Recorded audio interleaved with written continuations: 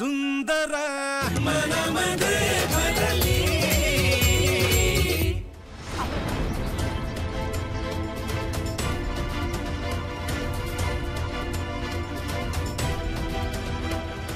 अरे लई चालू आहे ती. माहिती आहे विक्या. अरे त्या दौलतला हाताशी धरलंय तिनं. जुनं आहे ते विक्या. येडी बिडी करते कामिनी. येडी नाही, ठार येडी. देणार नाही ती मंगळसूत्र. ते बी माहिती. मग आता काय ती लाख देणार नसेल मंगळसूत्र, पण ते मंगळसूत्र मी माझ्या बायकोसाठी घेतले. मी ती कामिनीकडनं घेणार आणि जो गळा त्या मंगळसूत्राचा हकदार आहे त्या गळ्यामध्ये ते पडणार. अवघडे सोप्या गोष्टी करतच नाही ना आपण. नाही चल ठेवतो. सोडा ना मला आईकडं. जाय रे जाय सोडून. आई मला शेतावर जायचंय. मग जाता जाता सोडा.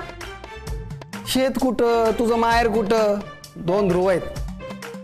काय आला रे असं बोलतो तिला. आणि जाय 2 ध्रुवावर जाय. बायको आहे ना तुझी. वागते का तशी? आता काय केलं मी?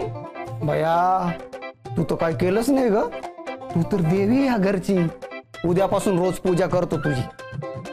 तिथं तुम्ही तशी बी करता खेटरानं. भांडू नको. झाला तेवढा तमाशा लई झालाय. मी चाललो शेतावर आई. थोडं उशिरा गेलं शेतात तर काय बिघडतं? आशू नाही तानू एवढं. आई अगं कामगार आले तिकडं. माझ्या जागी लत्ती असली असती ना तर नाचत नाचत गेली असते. हे कायला तिचं नाव मध्ये काढलं ग तू? आई मी जातो. काय हो माझा नवरा आहे त्याच्याकडे फटफटी आहे तरी बी मला माहेरी सोडून नाही राहिले तुम्ही. वहिनी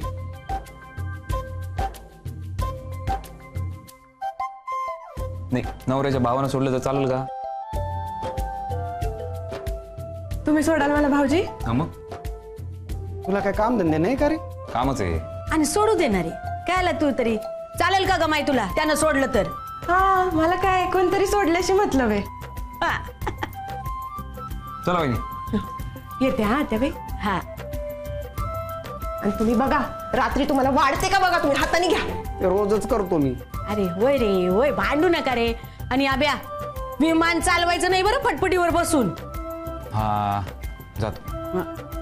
आणि भाऊजी थोडा वेळ थांबाल का तिकडं? मग तासाभरात लगेच परत यायचंय मला. तुम्ही म्हणाल तसं. चला चला येतो. बाई आज लईच पुळका आला लेकराला वहिनीचा. काहीतरी असल. आपला आबा एवढा मूर्ख नाही. हा ना. आणि त्या कामिनी बाई त्यांच्या घरला जात नाही आब्या. काय शेतावर जायचंय ना? कामगार येणार आहेत. लई काम आहे. जाय मग. हा जातो ना आरामात जातो. का रे?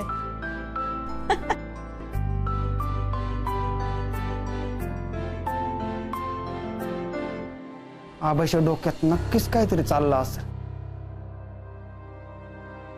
त्याशिवाय तो जाणार नाही.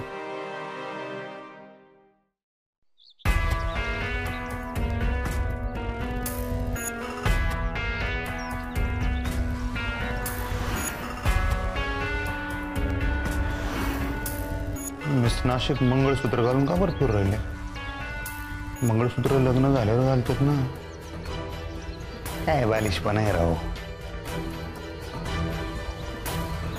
नाही पण मिस नाशिक डोक्यानं हुशार आहेत. पण काय बारक्या पोरीने करू राहिले काय माहिती?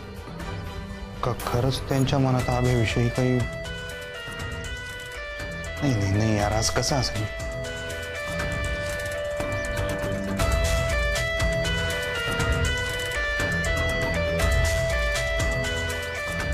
काय झालं?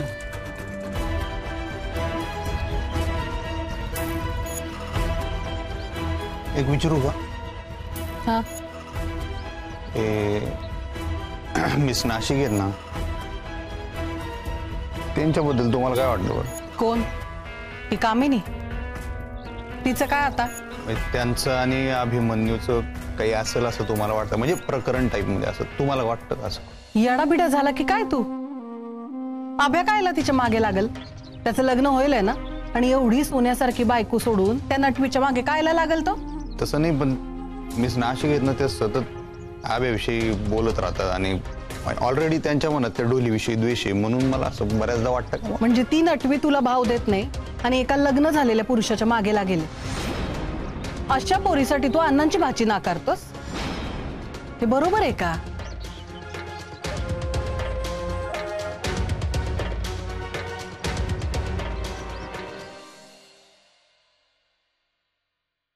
बहिणी हा तुम्ही या जाऊ. असं काय करता भाऊजी? चला आतमध्ये. नाही तुम्ही या ना जाऊन, मी आहे. आई ओरडला मला. चला मी निशिबी भेट होईल. घरात नाही आलं तरी तिच्याशी भेट होतीच की माझी. बर पण थांबाल ना, मग सोबतच जाऊ आपण. हा मी आहे, या तुम्ही जाऊ.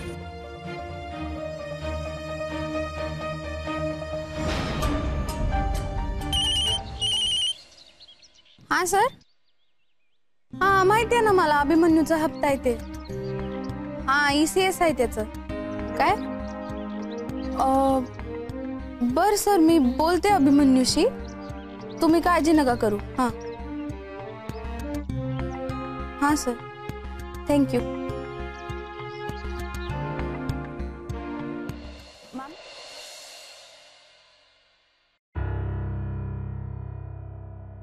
मिनी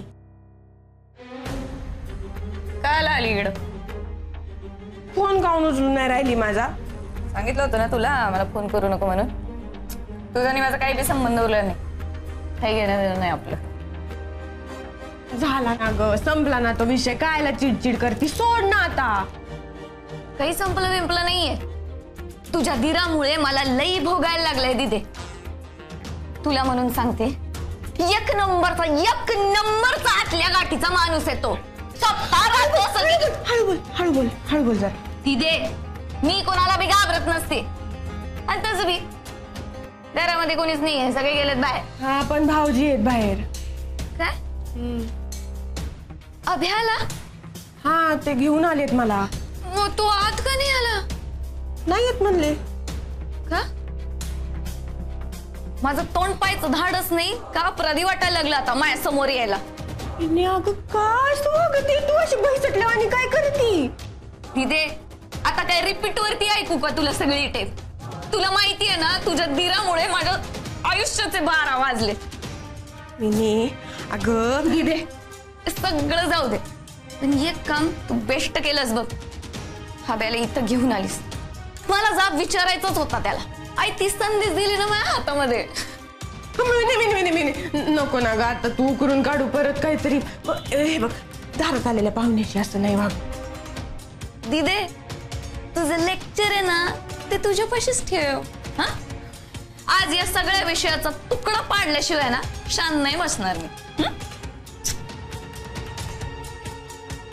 ऐकत नाही पोरगी.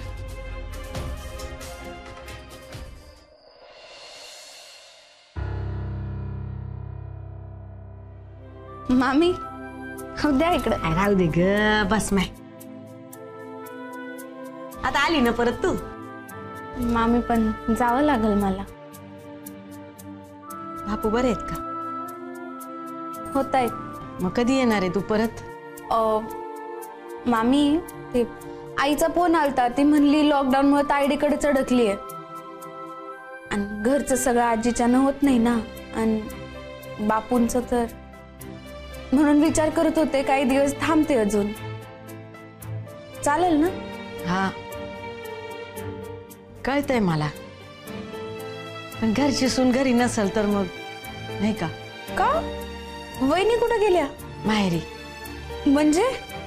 नाही नाही तसं नाही, आईला भेटायला म्हणून गेलीये, येईल परत. मामी, अभ्या कुठे? तो पण गेलाय. म्हणजे काय माहिती बाई, आशेला वहिनीचा पुळका झाला बाई. नाही म्हणजे हे मी आशूच्या मागं लागली होती की मला फटफटीवरनं सोडा म्हणजे मी लगेच परत येईन म्हणून, पण तो काही तयार होईना. मग आब्या म्हणला मी सोडू का, तर मग मी म्हणलं सोड.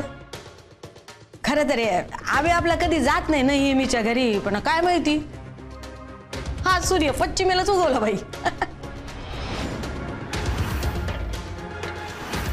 तुझ्या गळ्यामध्ये आब्यानी मंगळसूत्र हे आई बापाची मर्जी राखण्यासाठी घातलंय आणि माझ्या गळ्यामध्ये स्वतःच्या मर्जीनं.